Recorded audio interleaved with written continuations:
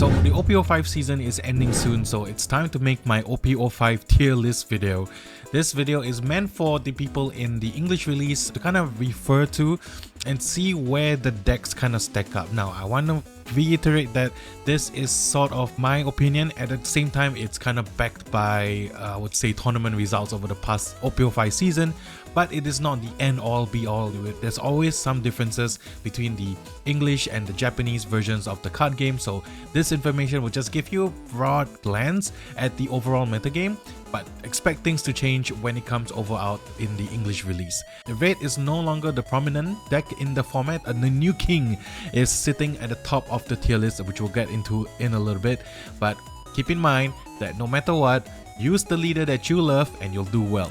It doesn't matter if it's good or bad. If you enjoy playing the leader that you like, then go for it. But this is just a guide to kind of show you what you can expect in future competitive events. But before we get into the tier list, this video is sponsored by Riley TCG. Once again, Riley TCG coming clutch by sending a bunch of stuff, some deck boxes, a playmat, as well as some sleeves that I'm going to share with you guys that you can get from their website. You can check out Riley TCG's website for a full list of products that they offer. Want to play Bello Betty in OP-05? They have a playmat for you. How about Enel? Told you, they got you. And they sent me some sweet stuff like this playmat featuring all the One Piece waifus, and since it's OP-05 release season, I asked them to send some Gear 5 Luffy items like this Gear 5 Luffy playmat and some Gear 5 Luffy team sleeves for my Dons. They also sent me some deck boxes, a Luffy team deck box to use for my purple Luffy deck, one featuring the 3 captains from SC10, which features this great moment right here, and lastly, because I want to play Uta in OP-06, they sent an Uta Deluxe deck box as well, also as a place to put your dice in. So get your One Piece team playmats, deck boxes, and sleeves from RileyTCG.com and use my code Asyrafchazz for 20% off any orders above $40. So thank you Riley TCG for sponsoring this video, and let's get back to the tier list. Alright, so I've kind of broken down the tiers to the ones that you see on the screen. So first of all, S tier is the best deck in the format. I'm only reserving one leader to be in this S tier just because there is only one that deserves this slot. Next is the A+ meta. This is the commonly seen in the meta game kind of leaders that can compete with the S tier decks, but S tier has like a little bit of an edge. A is meta playable, meaning that though it is strong in a vacuum, it is sort of in the meta game, so to say, and it's extremely playable, and you can definitely win some locals or even a big tournament with it. B is the playable decks, the decks that you can kind of just play and do decently well if people don't expect it. C is the decent ones, something like a level that's lower than that, and D is the best to use other leaders, because yeah, there's a lot of D tier decks, leaders at least out here. So but before we get into that, so know that in OP-05 there are 3 major leaders that kind of monopolize the top decks. So in the start of the OP-05 season, it was none other than Purple Luffy. Purple Luffy was the most popular leader by far, and also the ones that actually won some of the local flagships here and there from Japan, Singapore, Southeast Asia in general, and was definitely the most popular deck in the format. Next is Enel. Enel is definitely a strong contender in the metagame, and still is because of its resiliency. It's like yellow, so you have a lot of triggers, and it's a really powerful deck on its own, and you can play it in a lot of different ways, including just a pure Skypiea version or combining with the Big Mom Pirates. And then lastly, it's Sakazuki, which is our only deck that belongs in the S tier. Sakazuki wasn't as strong in the early games because people were still trying to figure it out, but when the first few championship events happen around like the Southeast Asia, and then the championship events happens in Japan, Sakazuki was predominantly taking the slot for top 16. At the same time, most of them won. Like, time of filming this video, it has 5 championship wins alone, which is more than Whitebeard in its peak. Red Green Law had 4, I think, based on Noah's video, and I think Rebecca had like 2 championship wins. Whitebeard had about like 2 or 3, so it does better than all the other decks in the previous seasons. just people have figured out the list, and the playstyle is just a really powerful deck. So I'm gonna go through not one by one, but I'm gonna go through like some of the major ones, and I'll sort the rest out on its own with a few explanations. I want to start with the OP-05 stuff first. So first of all, Sakazuki is our only deck in the S tier. I do truly believe it's the best deck in the format because it has answers to everything. Before this, you know, it had a natural edge. It had a natural advantage against Enel, just because it can destroy some of the stuff and it can probably outlast and outgrind. And Enel, you know, the super rare can be bottom deck, and it's forcing your opponent to either give up a life or get rid of the Enel super rare. At the same time, it was a little bit weaker against Purple Luffy, but the current build with some minor changes, you know, in addition of like maybe even a 10 cost Kuzan, the 10 cost Kaido, with abilities to deal with a 9 cost Kaido, because if Purple Luffy wants to ramp to 9 cost Kaido really fast.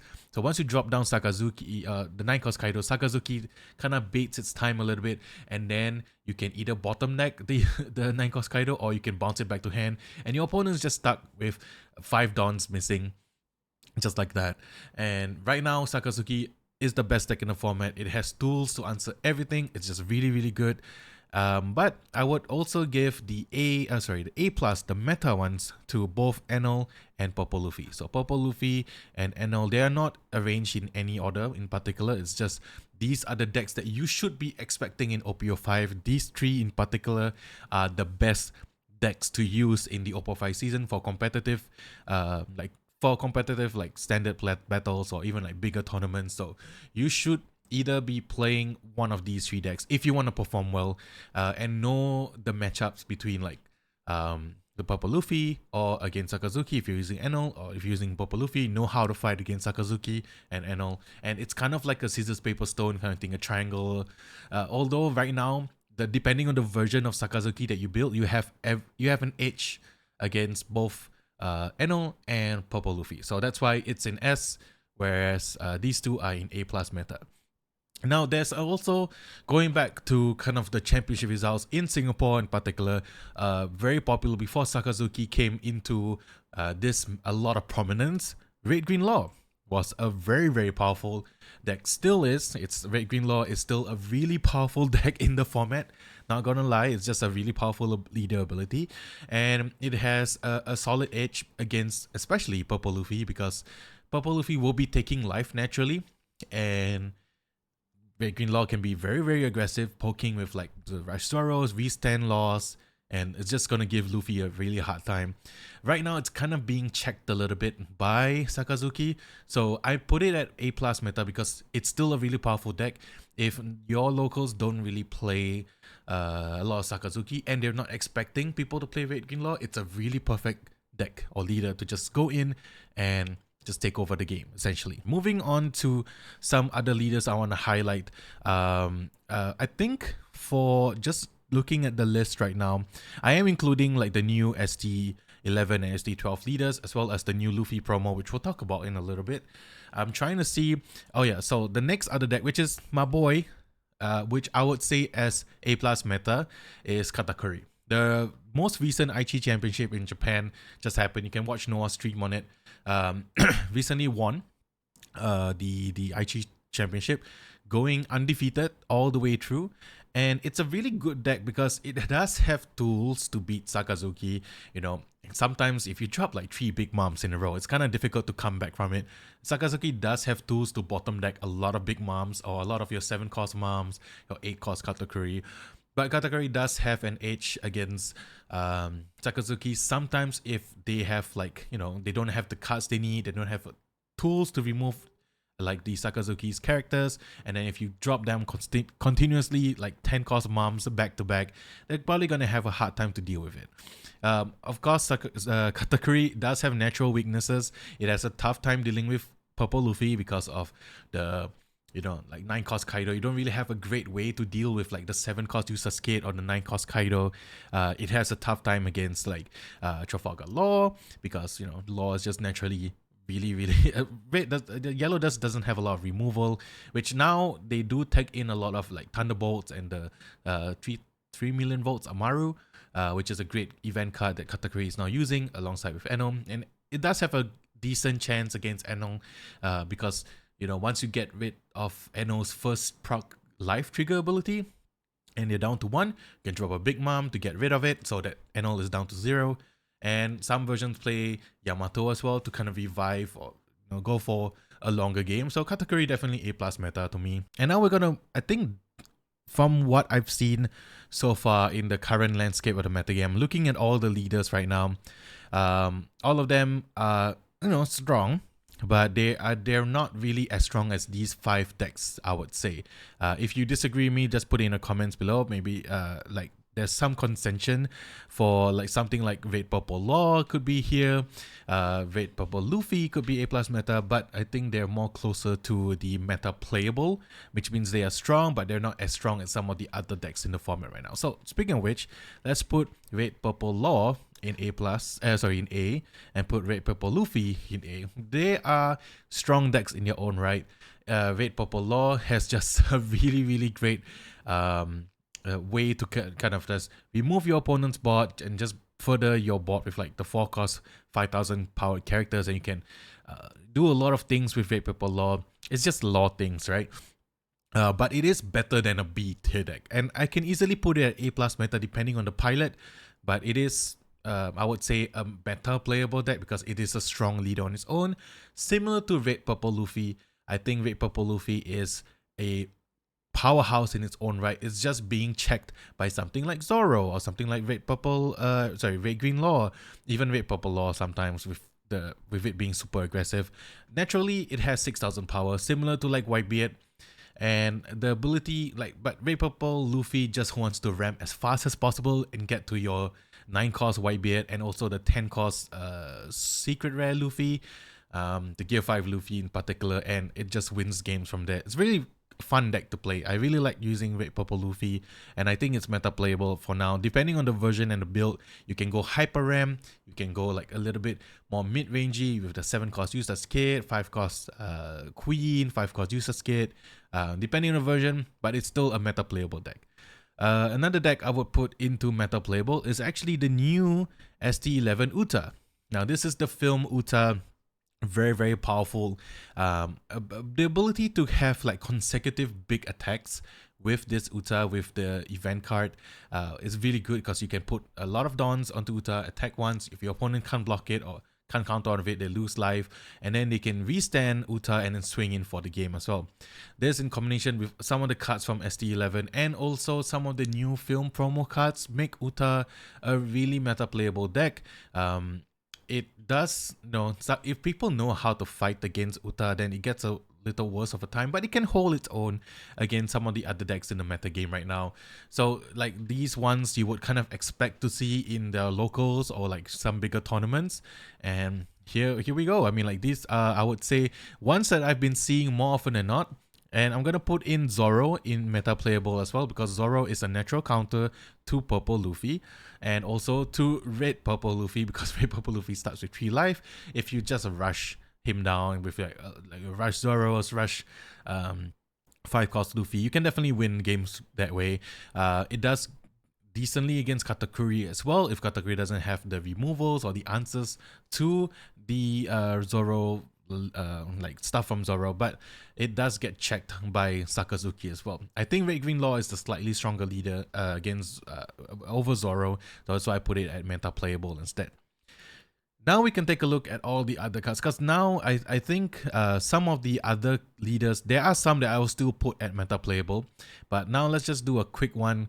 For example, Red Green Luffy right now, I think it's either decent or playable, so I'm just gonna put it at decent. It's not a bad leader per se, but it's kind of like overclassed by some of the other decks that are currently in the top meta.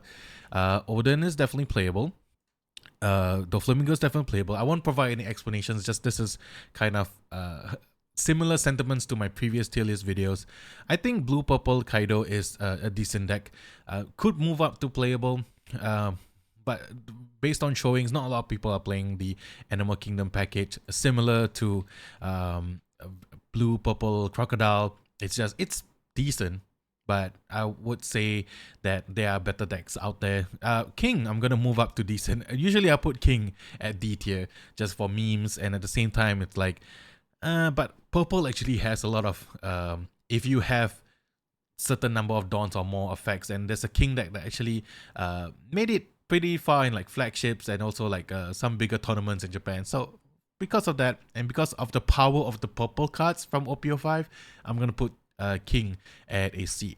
Whitebeard, how the mighty have fallen. I still think Whitebeard is meta playable, although it does kind of lose to some of the other, like, you know, it's harder to fight against, like for example, like Red Green Law or Zoro, but it has a decent chance against Sakazuki. I think, you know, just naturally being at 6,000 power means it's a strong leader on its own right. And I think that Whitebeard still maintains some power. I don't think it's a B tier leader at all. I think it's straight up A. Although it's not as popular as it was before. It just dropped down slightly, but I think it's still a really strong leader. Going through the rest of the list, let's talk about Garp a little bit. Garp is decent.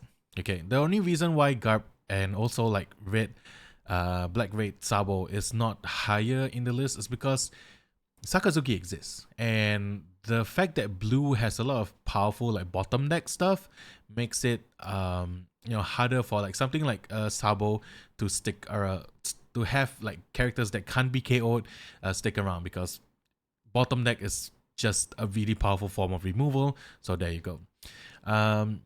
There will be a lot of decent leaders, I would say. Let's like Sanji, I think it's decent, but I would say best to use other leaders. That's just not a lot of strength in Sanji right now. But with the recent release of the SD12 leader and some cards, you know, you can potentially have a like go white, Stormy, like vanilla type centric, and then you can have certain cards that can withstand like your attackers that comes from OP-06 a little bit. So this might be moved up. Maybe I'll just put it at decent, because it is a decent leader, but like I would say it's best to use other leaders as well. So either way you want to rank it, let's just put it down over here for now.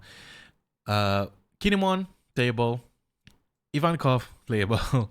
Magellan, definitely playable. These are like you know, you can play them if you want to. There's not really a much discrepancy between playable and decent. It's just what you prefer. But I would say like these decks are naturally stronger based on the type of decks that they want to play. Magellan is actually really good against Katakuri, also because of the super rare Magellan. Zephyr, I will put in decent for now. It has decent chance of like performing well. You can put it at playable easily, but yeah, I would say it's decent.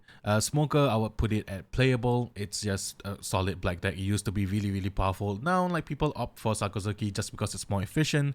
Ace is definitely playable for sure. Kuro is definitely, I would say, decent. Yeah, I would put it at decent.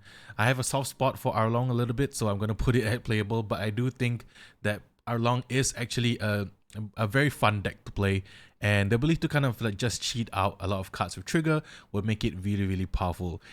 Nami, definitely a playable deck. I know that there were a lot of people that were like complaining about Nami being unfun, but the recent Kabaji ban, not recent, by now it's like Kabaji kind of made it so that Nami is a little bit, it's playable for sure. I wouldn't say it's meta playable, because people do tend to know how to play against Nami now, and depending on the build that you want to use Nami on might change. Like, it might be different.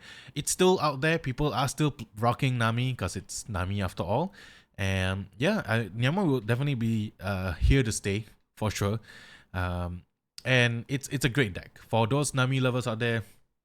If I'm wrong, if you want me to put it at meta playable, fine. I think it can be there, but for now, let's put it. Maybe it's like a top of playable, I would say. Yeah, Iceberg, we're gonna put it at D. Just not the best leader out there. The best to use other leaders. So no explanations there.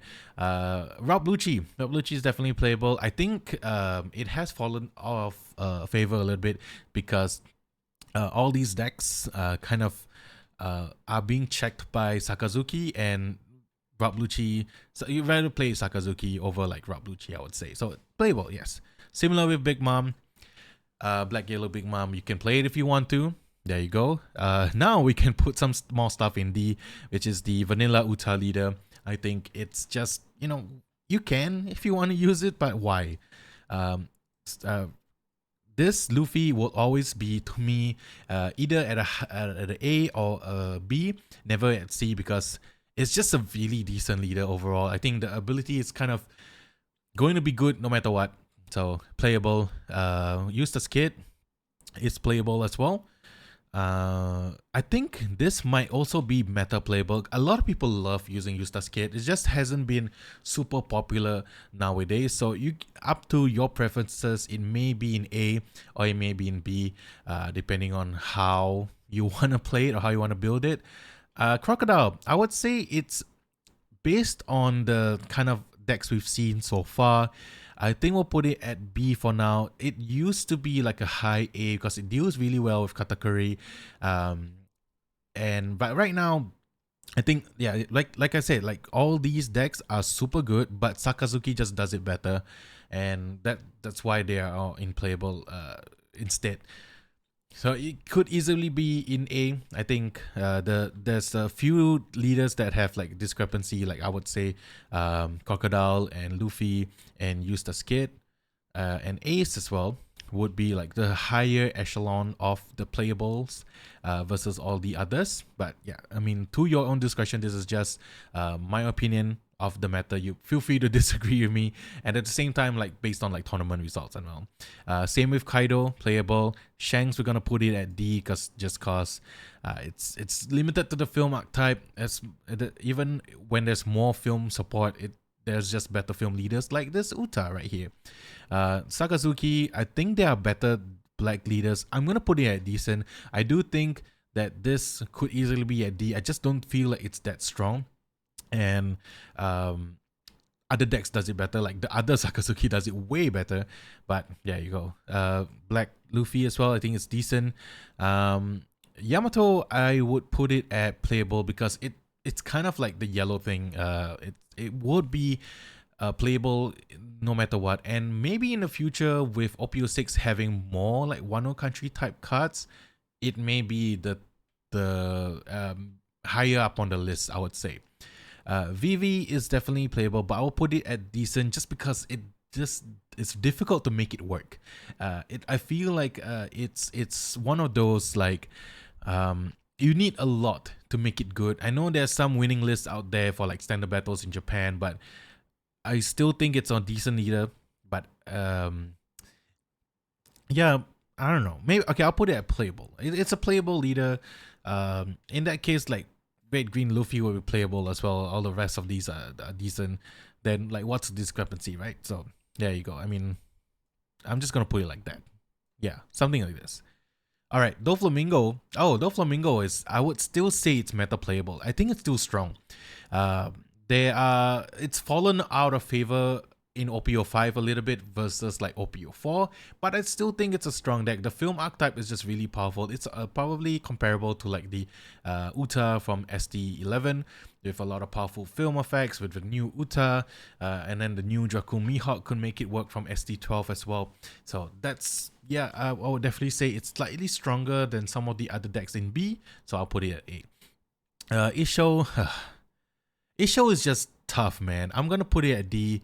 I used to rate this so highly, but it's just such a difficult leader to kind of justify because it's not really popular. At the same time, like, I don't know, maybe it's just something that's missing that doesn't make it work as well, but who knows, they might get better in the next set. But if you're looking for another better green-black leader, you might as well use like Perona or something. Let's move on to, yeah, okay, we are going to go into some of the new leaders as well as some of the meta playable ones. Speaking of which, Rebecca, I would still think it's meta playable. It is strong, and with the new like Rebecca blocker that can get you some stuff back from the trash, and Luffy being still as strong as it is, it's definitely can hold her weight across the other meta games, across the meta game. So yeah, definitely playable. Queen I would put as meta playable as well. Queen is just really good, and there was one tournament in Japan where it's like the kids tournament, and Purple Luffy was at the height of popularity during that time before Sakazuki came into the top slot. And the winner of that tournament was actually using the queen, blue yellow queen, and won the entire thing. It was such a great tournament, a great match, because Queen was just doing Queen things like being resilient, gaining a bunch of life, getting back to 4 at one point with Yamato, with Queen's ability. And I think with the inclusion of the new Secret Rare Sanji, Queen might be one of the new powerhouses for the next set. But for now, I think it's meta playable for sure. Crocodile, I would say it's decent. I think there's just not a lot of dual colored like good crocodile leaders, unfortunately, like the blue purple and the purple yellow. I might even put it at D. I don't see it as really strong, but I know some people like this crocodile, so if you want to do a competitive edge, I would say best to use other leaders. I think even though this color combination is unique to crocodile, yeah, I mean, there'll be more. There'll be better leaders to use. Just like Big Mom, I would say it's playable. Red Purple Eustace Kid is one of those, I would say, I'm sad to see that it isn't as popular as the other two counterparts with Red Purple Law and Red Purple Luffy. It's a decent leader for sure. I think it has its merits. It's just no one's using him, no one's building around him. And maybe in the future, people will try to experiment with Eustace Kid a little bit. Maybe put it around here. And yeah, I had high hopes for this leader, just maybe the right build isn't there yet. Corazon, I would say it's actually quite playable. There is a list for Corazon. I think Noah has it on his channel that does really well across the varied meta game. It's meant to counter against yellow decks and a little bit of purple. You got access to blue to kind of bottom deck the big stuff, and then green to kind of protect yourself with 8-cost Eustace Kid. However, it is like it does have its weaknesses. Everything like a big ass like Sakazuki could really like destroy the Corazon, which is kind of thematic in a way, I guess. It's playable. I would say it's just playable. Bello Betty, it's playable for sure. I mean, I would want to put it at meta playable, but the thing with Bello Betty is that it's a huge ass glass cannon. So you can either win your games really well, or you just lose because you don't have the right triggers. That is the curse of and like blessing of yellow. With Bello Betty, it's more prevalent because it's like you want to have a bunch of characters on the field, discard a card, and then attack in really, really hard with Bello Betty.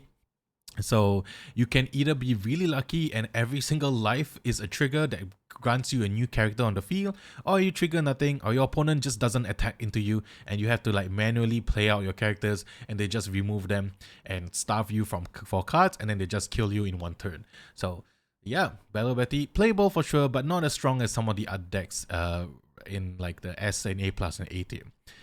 Sabo is definitely playable for sure. I think against decks like yellow who or against decks like that want to KO your characters, it does a really good job at like protecting the decks or the characters on your side of the field.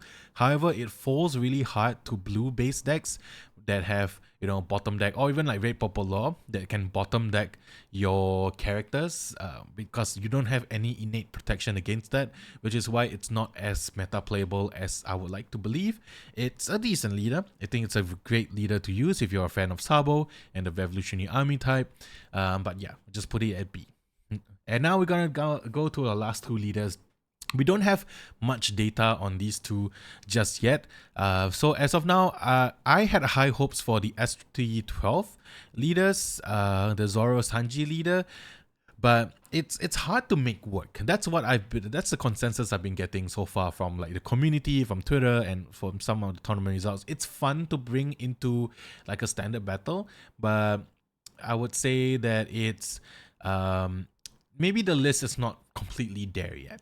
And for that reason, I'm going to put it at decent first, but it could easily be a B tier deck, be playable. But yeah, it depends on like the pilot, and it depends on like the list that you play. Yeah, I think right now people are still gravitating towards the ST11 Uta as a more popular, run-of-the-mill, like good at standard battles kind of leader. So there you go. And then lastly is the blue Luffy, which is definitely a playable, surprisingly playable Luffy. It's actually quite strong with all the other film promo cards out there. The problem is it's hard to get a full playset of certain cards that you need. Because of the nature of the promo packs, you get like a bunch of cards, but they might not be repeats. They're individual cards, and they are split into like 2 different sets of cards. So you can get like 5 of a certain set and a 5 of another set. So if you want a full playset of everything, it's going to take some time to get it. But from what I've seen so far, people have been having fun with it. It's a decent, strong, decently playable deck, I would say. So I'll put it over in B tier. And there you go. This is my tier list. Once again, I'm going to say this is my opinion. The top few decks, I would say, are kind of based on results and based on how popular the leader is, based on results, and also how I feel about them as a like kind of strength level. The rest of them are sort of like, I would say, like playable, decent, or these ones like best to use other leaders because other leaders does it better. But yeah, there you go. So I do agree that Sakazuki is the best deck in the format. I do agree that it's predominantly based around Sakazuki, Purple Luffy, and Enel. These are the decks you should be looking at and should be figuring out how to counter if you're not using those particular decks. Or if you are, then you have to face against the other 2 matchups. Other than that, use this list as a reference for what you should be expecting in the OP-05 metagame. However, this is not a tried and true list. The thing with the nature of the One Piece card game is that the metagame changes weekly, because once you have the big dog Sakazuki, people will try to counter against it, other decks come and take its place, and then there are decks that counter that deck. So it's just a whole mess that keeps on changing, but this should be a solid guide for what you should be expecting. Things might change from here and there. Between B and C, they are interchangeable. Also a little bit of D, I would say, but for S, A+, and A, you can kind of expect to see most of them in more competitive events and your standard battles. So there you go. Let me know what you think about this tier list. Do I get it right? Did I get it wrong? I am a huge fan of using Enel as well as Purple Luffy and Katakuri. I've only played like Sakazuki online and never like in person, so I'm not a good representative of providing you a Sakazuki deck or whatever. But I understand its power and the fact that it has answers to every single other deck in the format right now. Will Bandai do something about Sakazuki? I don't know. That's going to be we have to see once OP-06 comes out whether it will be as prevalent as it is. Things will definitely change once OP-06 comes out, which I'm excited about. But here is my OP-05 tier list. Let me know what you think. Did I get it wrong? If I don't, just scold me in the comments below. But at the same time, use the leader that you love. Don't give a shit about this tier list at the end of the day. If you're playing at a standard battle, just play whatever you want. At the bigger tournaments, then yeah, look at this list as a reference and know your matchups. That's it for me for today. I hope you guys enjoyed the OP-05 metagame. Yeah, go pick up some stuff from Riley TCG. Thank you so much for sponsoring this video. And yeah, I'll see you guys in the next one. Peace.